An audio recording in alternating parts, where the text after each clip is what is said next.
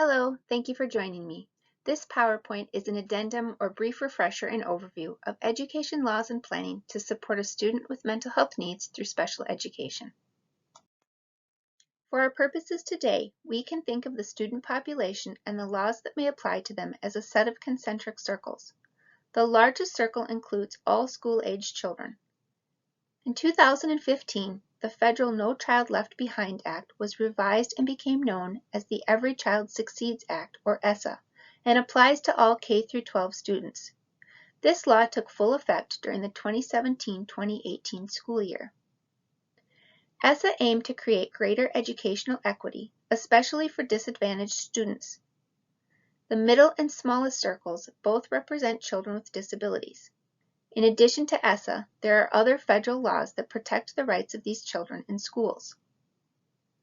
A larger proportion of children with disabilities will be eligible for protection under Section 504 of the Rehabilitation Act of 1973, usually just referred to as Section 504, than children who are identified as having a disability under the Individuals with Disabilities Education Act, or IDEA. Section 504 is a civil rights law that prohibits discrimination based on disability and requires schools to provide supports that allows a child with a disability to access their education. IDEA is the federal law that outlines the rights, responsibilities, and procedures related to special education. What this graphic shows is that not all children with disabilities will necessarily be eligible for special education under IDEA. But note that any child eligible for special education is protected under Section 504. As mentioned earlier, Section 504 is a civil rights law that protects the rights of individuals with disabilities in programs and activities that receive federal funds. All public schools and some private schools receive federal funding and must therefore provide a 504 plan to qualified students with a disability. Under Section 504, a person is identified as having a disability if they have a physical or mental impairment that substantially limits a major life activity and has a record of such impairment or is regarded as having such an impairment. School-aged children with disabilities may be eligible for a 504 plan if they meet this definition. A 504 plan spells out the accommodations that will be needed for a student to have an opportunity to perform at the same level as their peers. In order to determine if a child is eligible for a 504 plan, the school will need to evaluate the child. The school must decide if they want to conduct an evaluation to determine if the student has a disability as defined under this Act. They also have the option to use other documented information from valid sources such as diagnostic assessments. The decision to proceed with a 504 plan must be made by a group of school personnel who are knowledgeable about the child and the meaning of the data. However, evaluation is always required. To get a 504 plan, there are two requirements. The child has any disability, which can include many learning and attention issues, as well as behavioral challenges. And the disability must interfere with the child's ability to learn in a general education classroom. If the evaluation shows that these two requirements are met, parents and school staff will work together to write a 504 plan. Section 504 is about accommodations to help a student access their learning at the same level as their peers. It is different than a modification, which is an adjustment to the assignment, test, or activity in a way that actually changes the standard or alters what the test, assignment, or activity was originally designed to measure. If a student needs to change the timing, setting, schedule, or presentation to access the same level of learning as their peers, the accommodation should be written as part of a 504 plan and provide a clear description of that accommodation. Special education is based on eligibility through an educational evaluation that meets criteria for special education services under the Individuals with Disabilities Education Act IDEA. Unlike Section 504, there are very specific criteria that must be met for a child to be eligible for special education services. In order to determine if a child meets the eligibility criteria, the school must conduct a comprehensive special education evaluation. There are 13 categories of educational disability a student could be evaluated under to determine eligibility. If an IEP team agrees that a child meets the eligibility criteria for any disability category, an individualized education program or IEP will be developed. This will include accommodations and modifications, similar to what may be included in a 504 plan. The IEP will also include goals to help a child develop skills they need to make educational progress. These skills may be academic, but they can also include communication or functional skills, as well as social and emotional learning. In order to develop these skills, a child should receive instruction from a licensed teacher or related service provider, such as an OT, speech therapist, or school social worker, among others. Evaluation is a required first step in the special education process for a child with a disability. Before a child can receive special education and related services for the first time, a full and individual initial evaluation of the child must be conducted to see if the child has a disability and is eligible for special education. Informed parent consent must be obtained before this evaluation may be conducted.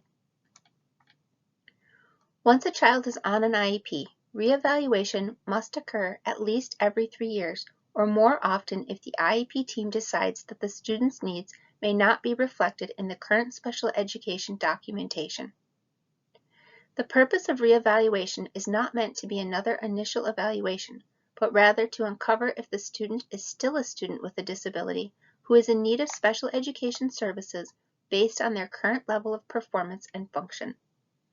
A reevaluation will be automatically generated by the school. The initial evaluation starts with a request. The parent or the school system may ask to have the child evaluated. We tell parents to put that request in writing because in Minnesota it starts the best practice timeline of responding within 14 calendar or 10 school days to that request. No matter who makes the request, the parent must sign consent before the evaluation is conducted. The school needs to respond with some kind of meeting. This meeting may be called a pre-referral meeting or an evaluation planning meeting. Although law doesn't require a pre-referral meeting and parent participation isn't guaranteed, most schools include parents in this process. You're the one most familiar with your child's health and development, family environment, academic history, special skills and talents, and learning and behavioral needs. Ask your school about their process in following up with a request and to be invited to the meeting. If you were not invited to this meeting, ask to be there, or at least to contribute your concerns in writing about your child for it to be considered at that meeting. It is important to note that IDEA requires the school to notify parents in writing that it would like to evaluate their child, or that it is refusing to evaluate the child. This is called giving prior written notice. It is not enough to just say they are not going to evaluate. If they decide not to evaluate, they might suggest some planned interventions. In Minnesota, schools are required to decide if they should have planned interventions prior to evaluation. Planned interventions should be in writing, be measurable, and time limited, 4 to 6 weeks at the most. The school will then hold another meeting to determine if those interventions were enough to support the child's disability-related needs or not. Parents do not have to agree with planned interventions and can put in writing that they want the evaluation to move forward. If the school refuses to evaluate even after planned interventions, they must give prior written notice and include why they are refusing and where parents can get help in understanding the process. They must also identify what other options the school considered and why those were rejected, and a description of any other factors that are relevant to the school's refusal to evaluate. If parents refuse initial evaluation, the school must document their attempts to get parental consent and may also continue to pursue by using the law's due process procedures or mediation. If the child has been homeschooled or is at a private school, the school may not override the parent's lack of consent for initial evaluation of the child. Evaluation must be full and individual, focusing on only that child. An evaluation plan is created that identifies all of the assessments that will be used to determine the child's educational needs. Any outside evaluations funded by the parent can be included for consideration in this evaluation to help determine eligibility and services. In Minnesota, schools have 30 school days to complete the comprehensive evaluation. An evaluation summary report meeting will be scheduled as close to the 30-day time frame as possible, and that meeting must include parents. The school, along with the parent, will review the ESR and determine eligibility. If the child does not meet eligibility, the parent should make sure they have reviewed all of the special education categories that might be relevant to their child. If you as a parent disagree with the ESR, you have the right to request an independent educational evaluation. This is an evaluation conducted by a qualified examiner who is not employed by the public agency responsible for the education of your child. If you ask for an IEE, the school can agree or disagree. If they agree, they will pay for it and must provide you with a list of providers, but you may also provide your list and then come to a decision together on who will do the IEE. If they disagree, the school may initiate a hearing to show that its own evaluation was appropriate. Once the child has been determined eligible for special education, an IEP team meeting will be held to discuss the development of an IEP. Usually, parents are given a draft or proposed IEP in an IEP team meeting where questions can be asked. Once the IEP team is agreed upon, the parent must give consent for an initial IEP to begin. For reevaluation, the same process occurs, except that the parent has 14 calendar or 10 school days to agree or disagree. If the parent does not respond within those 14 days, the new IEP can be implemented. It is important, if parents disagree, that they do so in writing.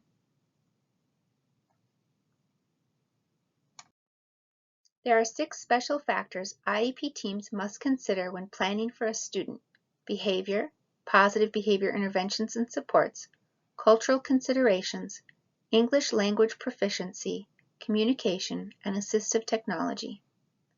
A team can consider addressing the negative behaviors through social-emotional learning. It is important to note that when a child is in crisis, they are not in a position to be asked to learn new information or process what is happening to or around them. But focusing on social and emotional learning can be one of those proactive first steps to consider in helping a child or youth gain some competencies and skills that might help them when their behavior is starting to escalate. Social and emotional learning has 5 specific competencies necessary for good decision making. They include self-awareness, self-management, social awareness, relationship skills, and responsible decision-making. Prior to developing any plan, consider whether or not this child or youth is able to understand and manage their emotions. Do they have the skills it takes to recognize when they are escalating and the tools they need to help themselves calm down? Does the child or youth have help in setting and achieving positive goals that help them meet their needs? Do they have the capacity for feeling and showing empathy for others? Do they know how to establish and maintain positive relationships and make responsible decisions? Another important consideration would be to think about what the child or youth feels like when they are feeling well. To understand when a child is feeling well, we must first help the child understand their wellness and wellness needs. Every culture has their own norms and perspectives on child development, what behaviors are acceptable and unacceptable, and when and how to ignore unwanted behaviors, intervene, or give consequences. If the child you are working with is from a culture different than yours, take the time to learn what those norms, perspectives, and expectations are. Likewise, parents, if your child's school staff are predominantly a different culture than yours, you may want to share some of that information with staff so you can work together as a team to support the child or youth navigating different expectations in different settings. A language barrier can add another layer of challenge for a youth who also has a disability. If English language proficiency is a barrier to communicating with the child, be sure the team considers and provides appropriate expectations and supports. For youth who are not following directions, it is important to make sure they both understand what is being asked of them and have the ability to process that information and respond. Oftentimes, children with disabilities need some supports learning to identify and communicate their needs. For youth who have speech-related needs, they may benefit from some assistive technology to help them to be able to express their needs and wants. Improving communication skills can greatly reduce challenging behaviors. Assistive technology needs should be thoroughly assessed to determine other areas of need. For example, students who struggle with writing may find using speech-to-text helps eliminate the struggle of getting their ideas on paper and completing their work. Whatever your child or student's needs are, be sure the team has considered if assistive technology can help support them. Educational needs matter, and so do behavior needs. IEP teams must consider positive behavior intervention strategies and supports that address the behavior needs of the student on an IEP. To learn more about the behavioral needs, evaluations may need to include a functional behavioral assessment.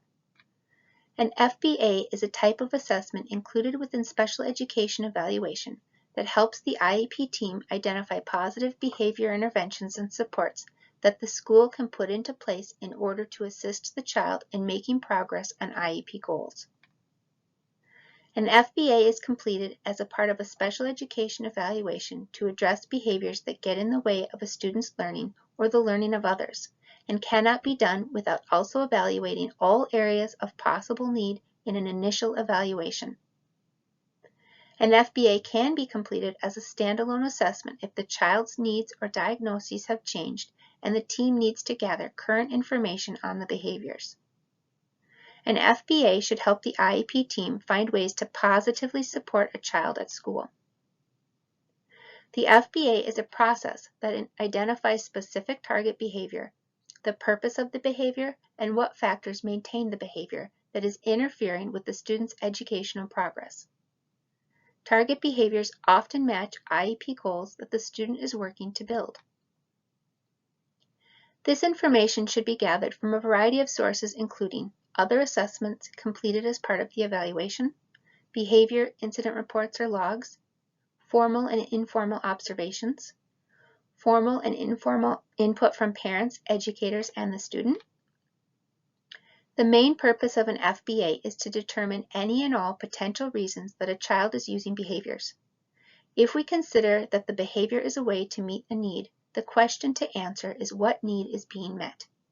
To answer this overarching question, the IEP team needs to consider many questions and understand them in relationship to one another.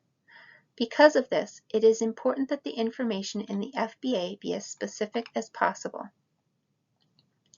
What do we mean when we say disruptive behavior? Talking too loud? Blurting out loud?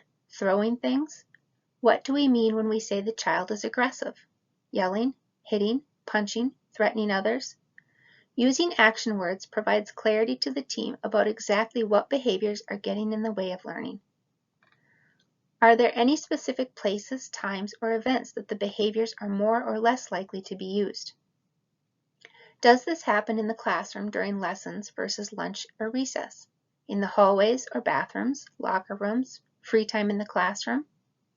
Does this happen during PE or music, classes that can be loud and overwhelming to some students?